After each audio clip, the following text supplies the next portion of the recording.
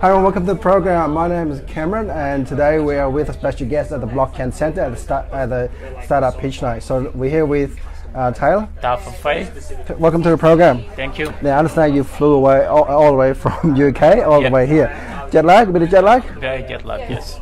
So look, tell us how did you come across your organization at ePocket? It's such an amazing story that you told us earlier. Thank you. Yeah, ePocket was actually at the start born from a good place. It was pretty much to solve a problem that exists in developing countries, which is what I call the overcomplication of simple processes, which mean that you obviously have individual and businesses spending quite a lot of time to be able to manage their funds because the banking situation is not as prevalent as it is obviously in the developed world at some point. And having experienced it myself and being there on a holiday and having seen how long it takes someone to have money into their account, take it out, and also the cash-driven society they have, I thought there has to be a better way to actually solve this problem. And we come up with ePocket, and the idea was to build a piece of technology that will allow individuals to be able to store their funds, at the same time as well be able to use their fund through their mobile phone to actually make payment, which will replace or at least give a simulation of the role that your credit card will play in a sense, but on the other end also allow businesses to be able to open business accounts and be able to accept payment, which play the role as what the FPOS machines will play. And on the other side as well, in parallel, you have blockchain, which is an amazing technology, and which is powering obviously cryptocurrency, which obviously if used the right way, I think it can actually help quite a lot of different countries around the world in terms of corruption control, in terms of obviously low fee to transfer funds from one end to another, and in many other ways as well. So we build a product that obviously have the fiat aspect of it, but also have obviously cryptocurrency on the other side, and it's more allowing both the two currencies to work together. So we have integrated Ethereum, Bitcoin Cash, and parallelly as well, you have different currencies around the world that people can actually swap their fiat currency to any cryptocurrency they want. They can choose to pay either with cryptocurrency to buy real and physical things in the world. They can store their cryptocurrencies in the blockchain as well, which is not stored on the wallet itself. It's stored in the blockchain, so we don't even have access to it. And they can use it to spend it in real time and withdraw it as well in terms of cash if they need to. And this is really to create an ecosystem that actually make it easier for people as well. And the other thing we've done as well, because when you talk about cryptocurrency, it's still not like a mainstream, and they say that if you want to know what the world will be in 5 years, don't look at the mainstream, look at the fringe in a sense. And what we try to build is a system that have a matching algorithm. So if you are in the ePocket ecosystem, I don't need your Bitcoin address, your Ethereum address, or any of that to send you Bitcoin, or that all your mobile number will suffice for me to actually send you any form of cryptocurrency. I use the same logic as well to pay to a shop owner or scan their QR code and actually make a payment. So it's a very simple solution. Okay, so that is an amazing story there. I mean, you share so much information in regarding where the company is at. I think it's going to be huge. So in terms of license, right, Austrac and so on, and patent, where are you at now? And how important is it for ePocket? No, of course. I mean, patenting is important. I mean, these are regulations that you have to go through to protect your IP. And obviously, it's one of the first things that we've done. I myself, I'm a tech guy, but we have lawyers and other people around the company that actually been looking after that, and it's been going very well so far at some point. In terms of regulation, we are actually submitted an application with Austrac, and it has been actually approved at some point just for KYC and AML and all that. Okay, so my background is in the bank. I'm an ex-banker, and then I'm moving to the media. And the key thing about blockchain and Bitcoin, right? I come across it back in 2009. When did you come across it? Bitcoin? Actually came across Bitcoin in 2008. 2008, before me? Oh my God, there you go. Long time. And being in the tech industry for a long time, I can remember sitting in a McDonald's with actually one of the earliest adopters of Bitcoin, and in that time we're talking about a few cents per Bitcoin, and when you're mining it, you mine lots of them at some point, and that's when I came across it. And up to now, you actually have your own company, ePocket. It's already well established, and it's taking off. And moving to blockchain, why moving to blockchain now? I know you understand, and you mentioned earlier about technology. Why now? That's a very good question. I mean, it's more like doing a smooth transition, because the reason why we're moving to blockchain and currency powered by blockchain is that I truly believe that it's the future of our financial system. There you go. It definitely is, and the reason why I'm saying that is the intention of it at the beginning was a good intention. It is to put the power back to the people, to give people freedom, it's to allow people to have control over their actual financial situation as well, without relying on any form of system or organization at some point. And basically we didn't want to just come and jump into it, but the way ePocket is designed is to actually, it is designed for the present and merge into the future, in a sense, because you have fiat at some point and a slow merger into cryptocurrency, and make it also a practical asset as well that can be used in the real world, not just a store of value. Now, what I like about ePocket is that you have your own exchange. Yes. So why is it important for a lot of companies out there that have their own exchange?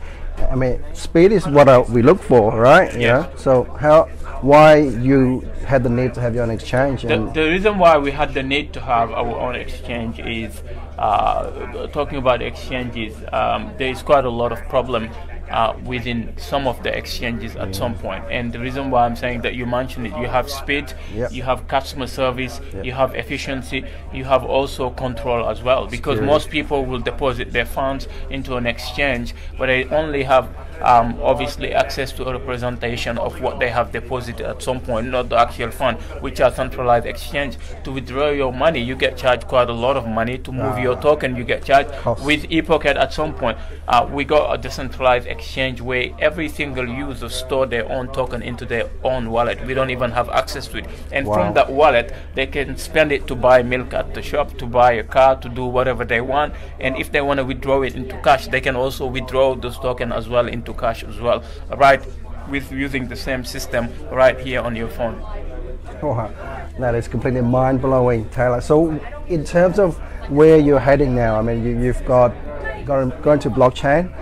What are you looking for, and where is the company going to be in the next 2 years? Yeah, I mean, what we're looking for is, like I said, to be useful and solve problem. And like I said, we have actually onboarded quite a lot of merchants so far. Good. And have around 5,000 expression of interest for individual users that are already heavy in the cryptocurrency space. And what we're looking for is basically to really be pioneers and help establish what will be the next purpose of cryptocurrency to be used in the real world, because I truly and personally believe that it's got a lot of potential, but it can only reach that potential by actually being used and being backed by a company that solve real world problem. Because the Australian dollars, for example, does not go from 70 US cents to 5 US cents overnight.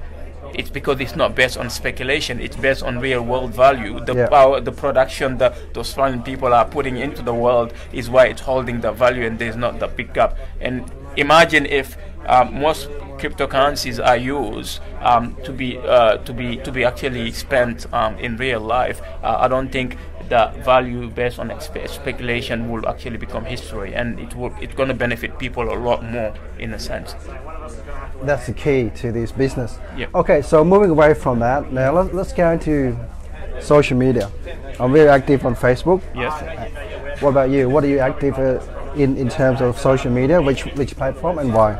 Yeah, so we actually use all of them. We use Facebook, we use YouTube, we use Telegram, Instagram. We also have our website. We also use LinkedIn quite a lot, and personally I'm very heavy on LinkedIn myself. Cool. Basically that's where I actually get people contact me, and that's where I contact quite a lot of people. The Facebook page is more like an ePocket Facebook page in a sense, and also we actually interact with our channel there. And we also have our token, which is EPT, and we obviously have quite a lot of investors on there as well. So we have ePocket supporters there, and that's on Telegram as well, and via email as well. So we update on a daily basis on how the project move and what we have done, what customers we have acquired, what's happening and stuff, just to kind of create that interactive relationship moving forward. Wow, thanks so much, Talpa, for sharing this amazing journey. I think social media, it has to be the space right now. It's got to be, big. You have to get the community involved. That's where you get all the connections. Definitely. And your biggest one is LinkedIn. So I think that's good. A lot of viewers are watching. Hopefully they will actually get involved in that. Talking about getting involved, how do they contact you? How do they connect with you? Yeah, you can go to our website, which is www.epocket.com.au. And basically all the information are there. So when you're writing ePocket, it's e-pocket.com.au. You got a shirt? You got a t-shirt for me? It's definitely. We can give me one. Yeah, I was gonna wear it. No, we will. Yeah, right. e-pocket.com.au, and you can have access to obviously all the information you need to know about us. You can buy our token at the moment from our website. There you go. And basically you can also pretty much communicate efficiently with obviously whoever you need to communicate with, part of the team, and ask the questions that you want to know, and just be part of the community itself. Yeah. Wow, the community got to get involved in this ePocket. It's an amazing journey, amazing conversation here as well. Thank Look, you. we would like to catch up with you for some latest update in the near future on our show. And in the meantime, I want to say thank you so much for coming on the show and putting there so much time, and your jet lag and your everywhere. Thank you. All right, you must not forget to come back and check us out, because we're going to actually get some more updates from ePockets and the founder here with Taylor. Thanks for watching. Bye for now. Thank you. Bye, guys. Bye. Hi guys, we're going live. Welcome to the program. So today we're with a special guest at the Blockchain Center. This is a weekly program. We're here with a guest. What's your name? Hi there, I'm Tim. Hello, Tim. From Hoddle Street.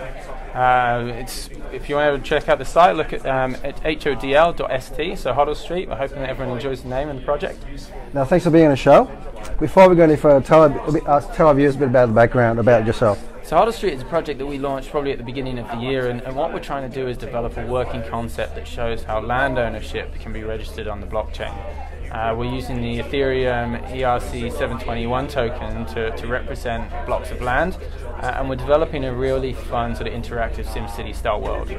Okay, so tell us about the game industry. How big is it? And yeah, I think everyone knows that the gaming industry is huge and it's been booming, and it's going to continue to grow the more it changes and interacts. I mean, I think everyone on my team's been playing Nintendo since the 80s, and every time that there's a change, there's always a boom, and you see it with Nintendo bringing out their Wiis, and it's a different way to interact, sort of movement. And now we're looking at AR, and we're looking at VR, and we're looking at all these different concepts, and now we're trying to see how can we include the blockchain into that gaming world. I think there's some really fun and interesting ways to do it, but what we want to build at the moment is really simplified, but we want to grow from that. All right, Tim, so how does it work? A lot of viewers want to know how does it work, and how do they own a piece of the land? So at the moment we're still in the building phase, but what we'd love people to do is to go and visit our website at hodl.st, register, and then we'll be pushing out notifications and emails once that land grab opportunity comes up. So in the next, I would have thought 4 to 8 weeks, we'll be able to have a full screen immersive experience where you can jump on, you can click on your own block of land.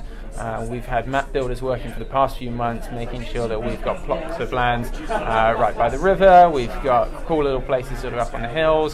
We've got right down the main street. So there's some really nice bits of land open for grabs, and we're just waiting on our developers to get everything connected up and making sure that you can jump on. And for 0.1 of Ethereum, it's going to be an easy way to jump in and have a go. Okay, so why 3,600? block? There's only 3,600 blocks, so it's pretty scarce in terms of what's available. We needed to get that balance in terms of how big can we make it so it's still has value to people. You don't want to be buying one block of land in a town that's 10 million in size. So we want to keep it limited so that people can still enjoy it, but it's also building that balance in tech. So when you're jumping on a desktop or mobile and you're moving around a map, you still want to be able to keep it smooth. We don't want a laggy process in there. All right, Tim, so let's go into the blockchain area. Let's get into the Bitcoin area. Yeah. I come across Bitcoin in 2009. Yeah. When did you come across it, Ed? Maybe a couple of years ago, I think. Not even that, maybe just over a year ago. I've sort of been looking at it, trading a little bit, not investing too much, but enough to keep me up at night. Enough to know when it's time to stop, pouring cash into it and look at alternatives that aren't just the financial benefits or the cryptocurrency benefits, but looking at how the technology can really do something beneficial for the rest of the world. And we've seen it in a lot of countries where people don't own valid titles to the land, and how that can be taken away from them so easily. Yeah. And what this project does is it shows real demonstration how the digital ledger can register that ownership for them. Great. Now, the world is changing fast, so is technologies, right? So your company now is moving to blockchain. Why blockchain? Well, we think blockchain's the most fantastic solution to that real-world problem that's out there. We've seen where people, they believe they own their property, believe they own their land, and that's taken away from them. And that just can't be done when things are registered on the blockchain. You can't change the data that's on there. Yep. It's a perfect solution to something that's going on in the world, and it's not something that is super interesting to a lot of people, but once you turn it into a fun and vibrant and colourful game, people get involved and they can see how it operates, and then they start thinking a little bit more as they move forward. Okay, before we go any further, thanks for being on the show. Can you share with our viewers how they can get involved? Yeah, so jump online, have a quick look at Hodl Street. Hodl Street. You can register now. Yep. We've got a Facebook channel, we've got an Instagram channel, we've got a Twitter channel. All of them Hodl Street. We should be easy enough to find. Ask us any questions. Shoot over for anything you want. We've got some cool little properties up on our Instagram page. Jump on and you'll be able to see the types of things that you can put on the land once the game goes live. Fantastic. Now, thanks for being on the show. I'd love to have you back on our show again in the near future to get some updates. Yep. And thanks everyone else for watching. Hope to see you back shortly. Thanks, Tim. Thanks very much. Cheers. Cheers. Bye. Hi everyone, we're live. So welcome to the program. I'm here with a special guest tonight at the Blockchain Center, and I want to welcome Karen. Karen, welcome. Hi. Thanks. How are you going? Fantastic. Now, before we go a bit further into the company, tell a bit about your background. My background, I'm actually a fighter pilot in the Air Force with project management experience and a whole lot of teamwork and leadership opportunity stuff as well. I'm working with my other co-founder who's actually an aircrew in the Air Force as well, and he's dedicated science project management at the moment at the Science and Technology Organisation. Okay, so you have a team at the moment and the startup night here. How did you come about with visitors? Yeah, so I'm a traveller by nature. I love travelling. I do as much of it as I can. So I was reading a book from Tim O'Reilly, actually, who's a Web 2.0 kind of guru. And he was talking about sharing economies, and he was talking about unlocking hidden economies within those. So I looked at the data market, I looked at travel, and went, where is a whole lot of value? And a whole lot of value is in silos like TripAdvisor, for example. So how can we decentralise and distribute that value that they're taking to the people within the community such that it benefits them? We just create a very similar thing to TripAdvisor, but with more functionality for the community, and then monetize it in a very similar way. You've got a great story before about the man. Tell us about that. How did that story come about? Well, that triggered me on. So when I was talking to this man on the bus, he had so much information, but he couldn't unlock it, right? And then when I thought about unlocking economies in this book that I read, I was like, how do I unlock information from everybody, and then how to give them that value of that information back, right? So a big part of cryptocurrency is that you can create value because you can now value things that have not been valued before, such as people's information that kind of have too many barriers to entry to get it out. You also touch about data. It's so valuable in this day and age. How important is it? 100%. Data is the new economy, right? You're starting to see projects coming out there for use of data. Many cryptocurrency projects, Ocean Protocol is one I really like. It's matching data with AI to increase the effectiveness in AI and give that to people as well. Like, data is not only valuable, it's also very effective when used correctly. So if you can use that data in the right way for a community, you're going to be kicking goals for them everywhere. Okay, so look like you've got the right market here. A lot of people are looking into that, especially in the monetization platform. We're starting to see reward coming back to the community. So how does your platform work? How does your 100%. So we do it in two ways.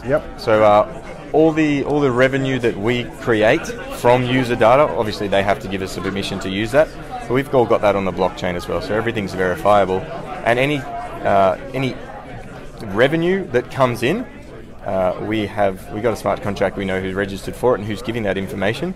The money that comes in just goes straight to those people. So 80% of it goes to the people who provided the information, 10% goes to maintaining the platform, and 10% actually goes to the backing pool of the token. So we're trying to create a price floor and give people a little bit more of a kick and an incentive to creating that information, and give them a little bit of value on the platform as well. Okay, so the industry has a lot of, I guess, a lot of ideas of where to go and so on. A lot of people are traveling around the world, but to build a trust, how important is it in this traveling industry? 100%. It is so important. So the reason nobody trusts information on TripAdvisor is because they don't know who it came from, right? Right. There's actually statistics out there. So of the 92% of people that use online data, 56%, I think it is, get that, or the trusted information they actually get from family and friends. So if you can create a network of people who are family and friends and are trusted, and you can verify that they are those people and that information is theirs, you can actually create trust separately. So I trust him, you trust her. Well, if you trust her, I trust her because we're friends, right? So you can start to verify that as well and create a trusted community. But it's not only that verification of information, that's just one way. There's also what you're doing on the platform. It's the things you like, you can really create a community out of that. So you got to build a greater community along the way. So going back to blockchain, I come across Bitcoin 2009. When did you come across? So I remember I downloaded MetaMask for the first time in like 2014, I think it was. Wow. I was like, what is going on here? I don't know what this is. And just kind of building since then. Yeah, but mainly got into investing in cryptocurrencies and starting to build projects early last year. Yep. Okay, so going back to your company, right? So why blockchain? How important is it for you incorporating into this? 100%. Like the economies of the future are sharing economies. And the best way to have a sharing economy is such that the people who are sharing are actually extracting the value from that. Well, they're not extracting it, they're actually putting it in, so they're getting rewarded for that. Like Uber, Airbnb have showed us that sharing economies work. And as soon as we start distributing those even more, because we can with blockchain and automation, which makes it trusted, makes it automated, and that's it. Like, game over. Sharing economies for the win. Exactly. And moving online, so in terms of online activity, especially social media platform. 100%, yep. I'm very active on Facebook. What about you? Which platform out of the social media platform are you active with and why? Yeah, mostly Facebook, because my friends are on Facebook, right? It's a really good way to get information from them. But the other one is YouTube. So I like YouTube for inspiration. I travel a lot. I use videos to figure out what looks good, where I want to go, and I like sharing videos and seeing what other people are up to as well. Yeah. Okay, so where are we now? What stage are we at the moment? Are we looking for investors, looking for raising funds, or where are we at now? So because we're an actual community, what we're looking for now is we're not interested in money. Money is less important to us. We're actually interested in building community and finding people that can get a kick out of working with us. So it could be the travel businesses, travel organizations that want a little bit more audience, or would get a kickback from associated with the blockchain project. We have our use cases for people, they have their use cases. If we can bring them together and build a network that's win-win, like that's best for us, right? Funding will come at some stage once we decide on the way we're going to do that. But really, to be honest, it's a social network for people traveling. So we're trying to provide that network for people. That's valuable for them. Social network is big, and if you look at the top 5 most visited website in the world, number 1 is Google, number 2 is Facebook, and then YouTube, right? Yep. If you target those.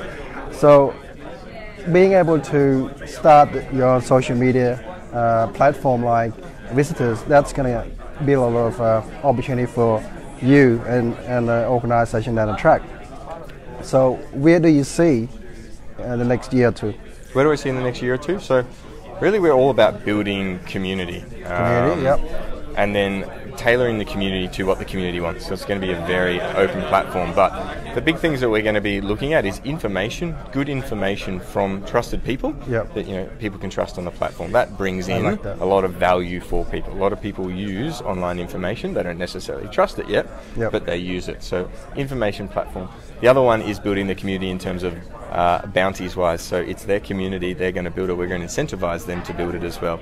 So we're looking at creating trust by moderating the platform in a DAO sense by the community, looking at getting that information. We're looking at starting causes and building groups for the community to travel together and enjoy that as best they can. Okay, trust is the key. So thanks so much for being on the show tonight, and we hope you can catch up again for some amazing updates in the near future. Before we go, how do our viewers contact you? So if you just jump in our Telegram, is probably the easiest way to do it. Get us on there, or you can get us at kieran.visitors.io. We're all there as well. Fantastic. Okay, fantastic. Thanks so much for being on the show. We hope to catch up again, Kieran, and thanks our viewers. Make sure you like and share, and we'll come back shortly. Thank you. Thanks, Bye guys. for now. See ya. Bye.